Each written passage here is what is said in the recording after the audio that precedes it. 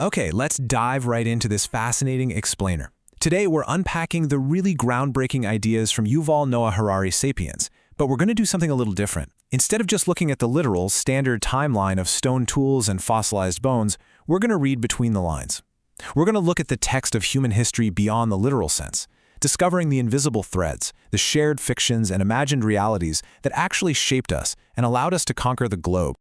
Just imagine reaching out and placing your hand on a cave wall 30,000 years ago. It's almost like somebody is reaching out across the millennia, desperately trying to say, hey, I was here. And what's wild is that biologically speaking, the person who made that mark was exactly like us. They had the exact same physical, emotional, and intellectual hardware that we do. Yet their everyday reality was entirely different. So to figure out how we got from stamping handprints in isolated caves to literally walking on the moon, we've got to go back to the very beginning.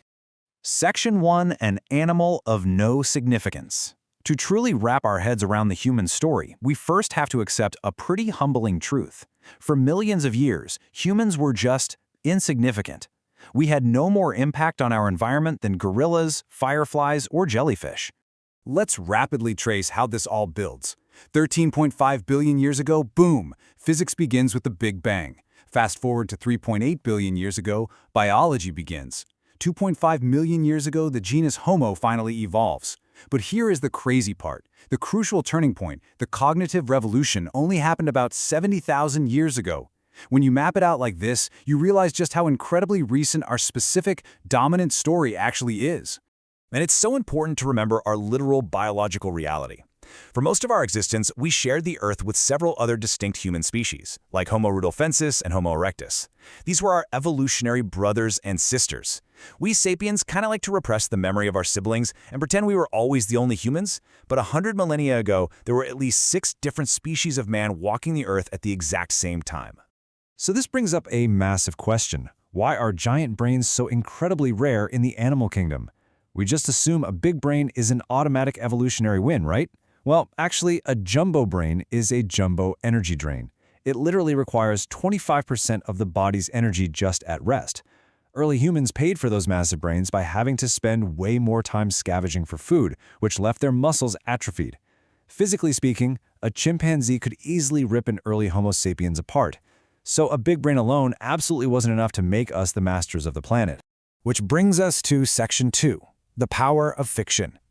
What actually changed the game was the cognitive revolution. And here's the secret. It wasn't about the literal invention of basic physical tools. It was a fundamental shift in our ability to communicate, specifically, our totally unique ability to talk about things that don't physically exist. You see, ever since that revolution, we've lived in a dual reality. On one hand, you have objective reality, things you can touch and see, like rivers, trees, and lions. I mean, if you don't believe in a lion, it doesn't matter, it can still eat you. But on the other hand, we have imagined reality, non-literal things like gods, nations, and corporations. We sapiens are the only animal that can use language to weave these common myths together, constantly balancing the literal, biological world with the conceptual world of shared human imagination. Now, let's pin this down clearly, because it is the absolute core of our explainer today. An imagined reality is not a lie designed to trick someone. You know, a monkey can lie. It can signal a fake lion just to steal a banana from its buddy. But an imagined reality is a shared fiction. Think about money, human rights, or limited liability companies. Everyone believes in them. And because we all believe in them, it allows countless numbers of total strangers to flexibly cooperate. That right there is why we rule the world, and chimpanzees are locked in zoos. Section 3, living in imagined realities. Let's dig into how deeply these invisible, non-literal threads weave our modern existence together, mostly without us even noticing. The source material points out 3 brilliant reasons why we almost never realize our social order is entirely a fiction. First off, it's heavily embedded in the material world. For instance, our modern sense of individualism is literally built into our architecture, like having our own private bedrooms. Second, it deeply shapes our personal desires. Even that intense urge to take a romantic vacation abroad, that's largely a product of consumerist and romantic myths. And third, these orders are intersubjective. So what does intersubjective actually mean? It's super vital to grasp this. A purely subjective thing disappears if one person stops believing in it, like an imaginary friend. But an intersubjective reality, like the value of a dollar bill or the very existence of a major corporation, lives within the communication network of millions of people. If you personally decide to stop believing in money today, the global banking system doesn't collapse. It requires a massive shift in the entire network's imagination to change it. To really see past the literal sense and understand the power of these imagined realities, the author sets up a moment of deliberate cognitive dissonance. If we take the famous American Declaration of Independence and neutrally translate it strictly into biological scientific terms, the contrast is pretty wild. Just listen to this biological translation. We hold these truths to be self-evident, that all men evolved differently, that they are born with certain mutable characteristics, and that among these are life and the pursuit of pleasure. Without taking any political sides here, this striking translation proves a profound point. Biologically speaking, literal rights or literal equality don't actually exist in nature. We evolved differently. But we invented these beautiful imagined orders because believing in them allows us to forge stable, prosperous, and highly cooperative societies. And the sheer scale of what an imagined order can achieve is just staggering. Whether it's millions of pilgrims coming together, global markets pushed by merchants, or empires built by conquerors, humanity utilized massive shared fictions to unify across the globe. We essentially hacked our biology, transcending the literal us versus them mentality to envision a united humankind. Section 4. The Discovery of Ignorance.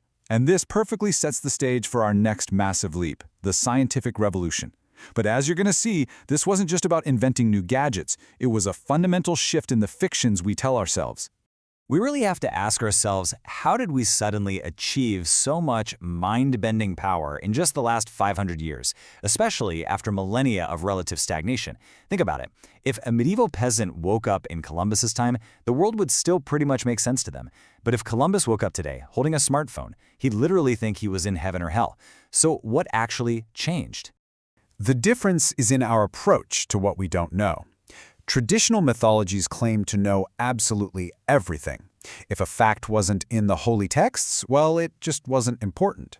But modern science derives its immense power from a completely different shared belief, the willingness to openly admit our collective ignorance.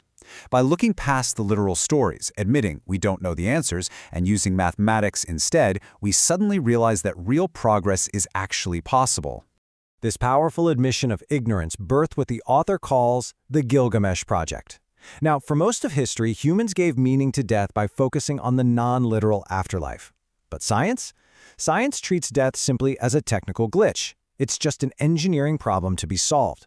The Gilgamesh Project is humanity's flagship endeavor to solve the ultimate mysteries of existence by literally attempting to defeat death itself, curing diseases and extending our lifespans indefinitely. Which leads us, finally, to Section 5, the end of Homo sapiens. And right here is where we hit the ultimate, staggering irony of this whole explainer. For 4 billion years, life on Earth was governed entirely by the blind, literal forces of natural selection. Organisms couldn't consciously plan ahead, right? But now, through our shared fictions, our unbelievable cooperation, and our science, Sapiens are poised to completely replace natural selection with our own intelligent design. We are literally taking the reins of evolution into our own hands. We are currently rewriting the very rules of life, and we're doing it in 3 distinct steps. Step 1, biological engineering. We're directly editing DNA to alter capabilities. Step 2, cyborg engineering, merging our organic bodies with non-organic bionics and computer interfaces. And step 3, engineering completely inorganic life, like independent artificial intelligence. Through these steps, we are actually threatening to engineer Homo sapiens entirely out of existence. We love to comfort ourselves with the Frankenstein myth, don't we? We imagine that if we engineer new life, we'll just create some lumbering monster that we, the superior humans, will inevitably have to defeat. It reassures us that the human spirit will always win out. But the terrifying reality is that we might very soon be replaced by beings with emotional and cognitive worlds that are unimaginably, vastly superior to our own. Beings that will look back at us the exact same way we look back at Neanderthals. So we've seen today that our entire world is built on shared, non-literal fictions. But what happens when science allows us to biologically engineer not just our physical bodies, but our very thoughts and our desires? The final haunting question we have to leave you with today isn't just what do we want to become, it is what do we want to want? Definitely keep that in mind as you look around at the world today.